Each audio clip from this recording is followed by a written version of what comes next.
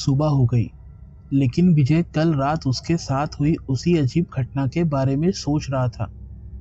उसकी समझ में नहीं आ रहा था कि कल रात जो कुछ भी उसने महसूस किया वो सब सच था या उसका वहम। उसे याद था कि उसने सिक्कों के खनकने की आवाज सुनी थी। विजय मन में सोचते हुए खुद से कहता है, क्या कल रात वाकई में ऐसा कुछ हुआ था? क्या सच में कोई ऐसी आवाजें आ रही थी? अगर ये सब सच है तो फिर सदाशिव को वो आवाजें कैसे नहीं सुनाई दी? हो सकता है कि ये मेरा वहम हो। हाँ, ये जरूर मेरा वहम ही होगा, वरना ये आवाजें सदाशिव को भी सुनाई देती। कल मैं कुछ ज्यादा ही थक चुका था और शायद इसीलिए मुझे ये भ्रम हुआ होगा। 8 बज चुके थे और विजय को अपने काम पर जाने के लिए देर हो रही थी। इसलिए इन सब बातों पर ज्यादा ध्यान न देते हुए विजय अपने काम में लग गया। दिन भर अपने काम में व्यस्त रहने से वो कल रात वाली बात भूल गया था। रात को विजय थोड़ा देर से घर लौटा। कल की ही तरह आज भी वो काफी थक चुका था, इसीलिए खाना खाने के थोड़ी देर बाद वो सो गया। आधी रात गुजर चुकी थी। आज फिर से उसे सिक्कों के खनखनाहट की आवाज सुनाई दी। उसे उसका शरीर हल्का महसूस होने लगा। हवा में तैरते हुए वो अंधेरी दुनिया में खींचा चला जा रहा था, जहां कुछ दूर जाने पर उसे वही हल्की सी रोशनी दिखाई देने लगी जो एक संदूक में से आ रही थी। जैसे ही विजय ने उस संदूक को छूने के लिए अपना हाथ आगे बढ़ाया, वो संदूक तुरंत वहां से गायब हो गया। विजय हड़बड़ाकर जाग उठा। उसकी समझ में नहीं आ रहा था कि यह सब चल क्या रहा है। ये विचित्र घटना उसके साथ दोबारा घटी थी। ये सब विजय की सोच से परे था। अगली 2 रातों तक विजय को वैसी ही आवाजें आती रही और वही सपना जिसमें उसे संदूक दिखाई देता था, और जैसे ही वो उसे छूने आगे बढ़ता वैसे ही वो संदूक गायब हो जाता। यह सिलसिला अगली 2 रातों तक चला। दूसरे दिन सुबह विजय सलून में एक आदमी की दाढ़ी बनाते वक्त पिछली रात के अपने अनुभव के बारे में सोचते हुए कहीं खो जाता है। एक ही सपना उसे बार बार दिख रहा था। क्या यह कोई सपना था या फिर किसी तरह का कोई संकेत? उसके मन में हजारों सवाल उठ रहे थे। जैसे सपने में वो कौन सी जगह थी? क्या वो संदूक सच में वहां था? उसे हाथ लगाते ही वो संदूक गायब क्यों हो गया? सिक्कों की खनखनाहट की आवाज सिर्फ उसे ही क्यों सुनाई दे रही थी? सदाशिव को कैसे नहीं सुनाई दे रही थी? क्या था वो सब? ऐसे कई सवाल उसके मन में उठ रहे थे, जिस वजह से दाढ़ी बनाने से उसका ध्यान हटता जा रहा था। वो ये सब सोच ही रहा था कि उससे गलती से उस आदमी के गालों पर उस तरह जरा जोर से चल जाता है। उस आदमी के गालों पर एक छोटा कट आ गया था, जिससे काफी खून बह रहा था। वो आदमी दर्द से करा रहा था। उस आदमी को विजय पर काफी गुस्सा आता है। गुस्से से भरा वो आदमी विजय को खूब खरी खोटी सुनाता है।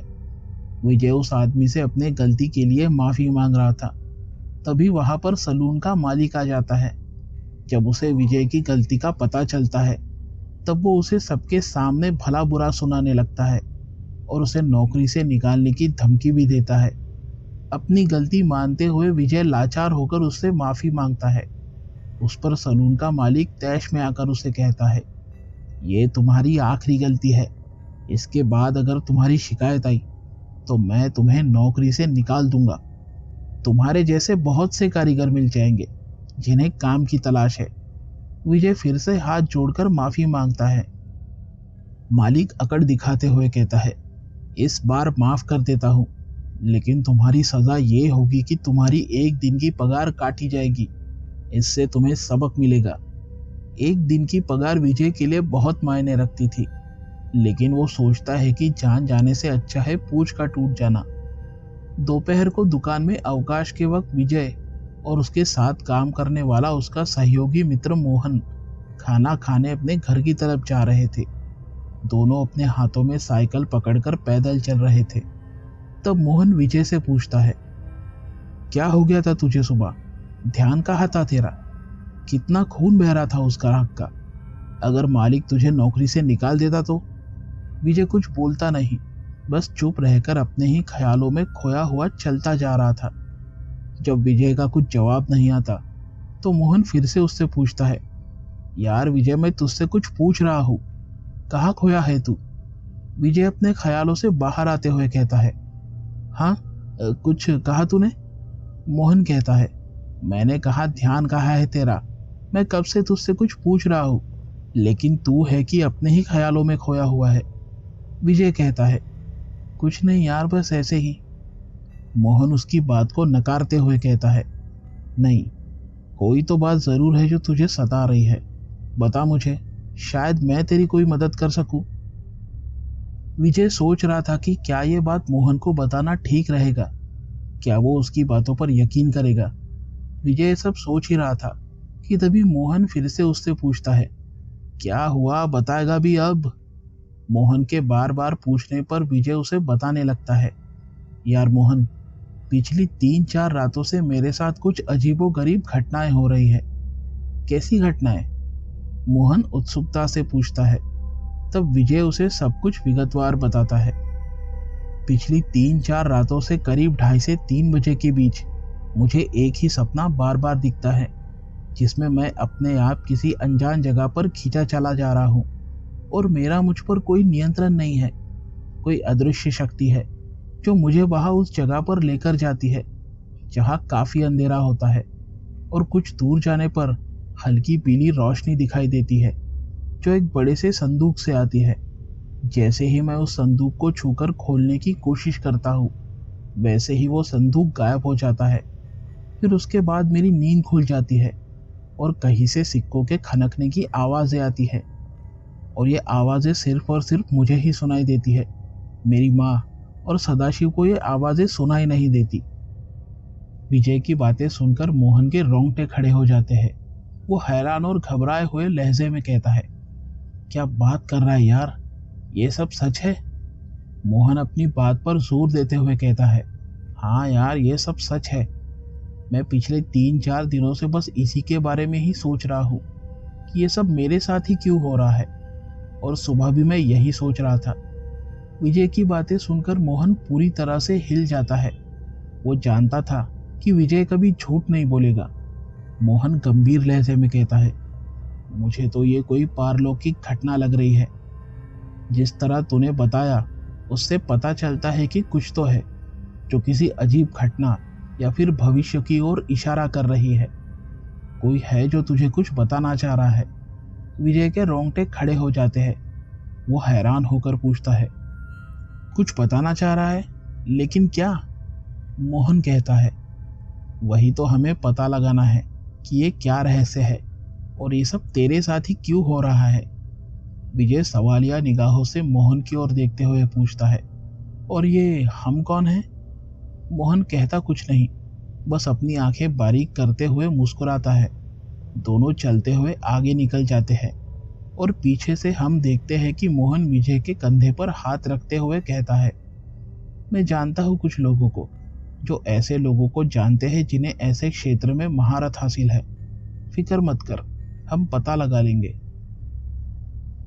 कुछ दिन ऐसे ही बीत जाते हैं। शाम का वक्त था। दोनों दोस्त एक चाय की टपरी पर बैठे हुए बातें कर रहे थे। विजय पूछता है, कुछ पता चला उन लोगों के बारे में जो इस रहस्य को सुलझा सके? मोहन चाय का एक सिप लेते हुए कहता है, हाँ, मैंने एक आदमी से बात की है और उसे कहा था इस बारे में पता लगाने। वो अभी आता ही होगा यहाँ। विजय थोड़ा परेशान होते हुए कहता है, लेकिन वो आदमी भरोसेमंद तो है ना? कहीं वो इस बात का हल्ला मचाकर बात बिगाड़ ना दे। मोहन विजय को भरोसा देते हुए कहता है, चिंता मत कर, वो मेरे भरोसे का आदमी है। वो दोनों ये सब बातें कर ही रहे थे कि इतने में वो आदमी वहां आता है जिसे मोहन ने बुलाया था। वो आदमी उनसे थोड़ी दूरी पर एक दीवार के पास खड़ा था। वो मोहन को इशारे से अपने पास बुलाता है। मोहन विजय को वही इंतजार करने को बोलकर उस आदमी के पास जाता है। विजय देखता है कि दोनों एक कोने में जाकर कुछ बात कर रहे हैं। बड़ी देर तक वो आदमी मोहन को कुछ बता रहा था। विजय उनकी बातें सुनने की कोशिश करता है, लेकिन उसे कुछ सुनाई नहीं दे रहा था। थोड़ी देर बाद वो आदमी चला जाता है। मोहन विजय की तरफ बढ़ता है। विजय से अब रहा नहीं जा रहा था। वो मोहन के आते ही तुरंत उससे पूछता है, क्या हुआ? क्या कहा उसने? कोई मिला जो हमारी मदद कर सकता है? एक के बाद एक विजय ने मोहन पर सवालों के गोले दाग दिए।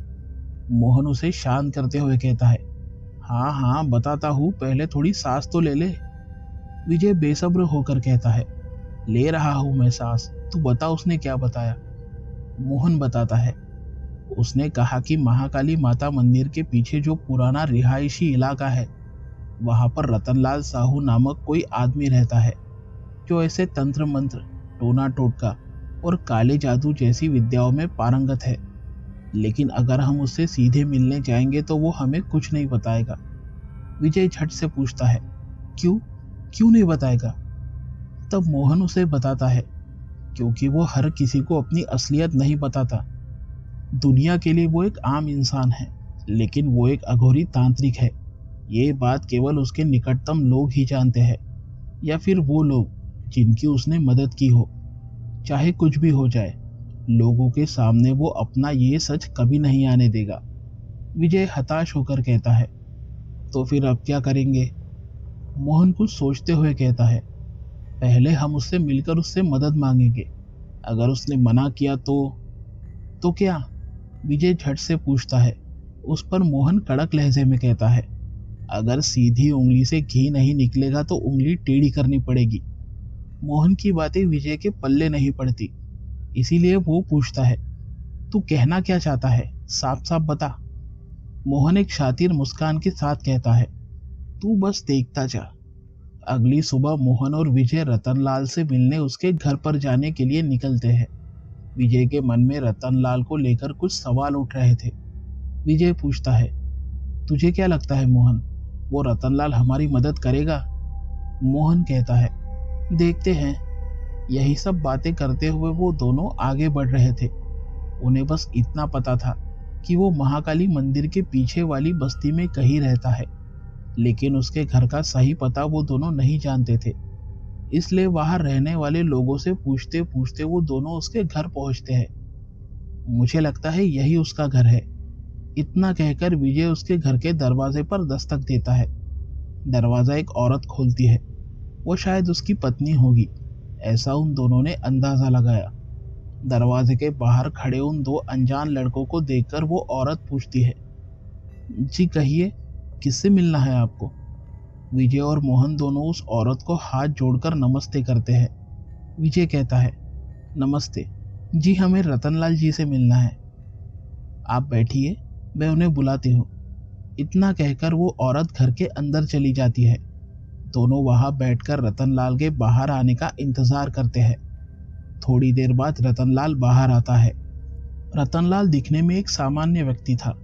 उम्र करीब 35 साल, रंगे हुआ और चेहरे पर हल्की दाढ़ी थी। हल्के हरे रंग का कुर्ता पैजामा पहना हुआ रतनलाल उनके सामने खड़ा था। उसे देखकर दोनों खड़े हो जाते हैं। रतनलाल पूछता है, जी कहिए, कौन है आप और मुझसे क्यों मिलना चाहते हैं? विजय इधर उधर की बातें ना करते हुए सीधे मुद्दे पर आते हुए कहता है, जी कुछ दिनों से मेरे साथ बड़ी अजीबोगरीब घटनाएं हो रही है और हमें पता चला है कि आपके पास कुछ खास तंत्र मंत्र की शक्तियां हैं जिससे मेरी समस्या सुलझ सकती है।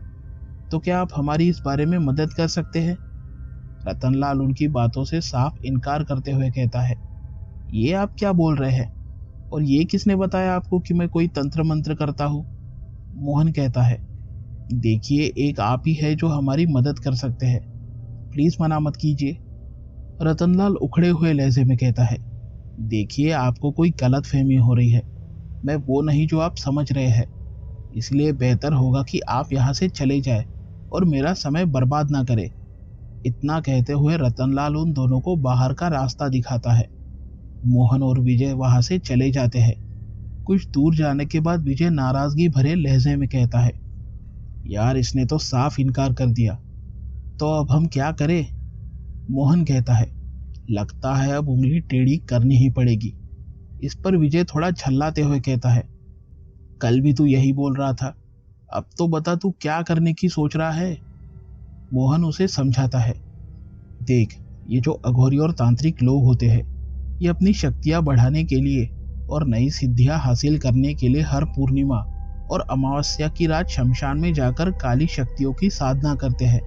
और इसके लिए ये लोग किसी की बलि देने में भी नहीं हिचकिचाते। 2 दिन बाद पूर्णिमा है, और जब ये रतनलाल काली शक्तियों की साधना करने शमशान जाएगा, तब हम उसका पीछा करेंगे। और उसके बाद क्या? विजय उत्सुकता से पूछता है। तब मोहन अपने चेहरे पर चालाकी भरी मुस्कान लाते हुए कहता है, तू बस देखता जा,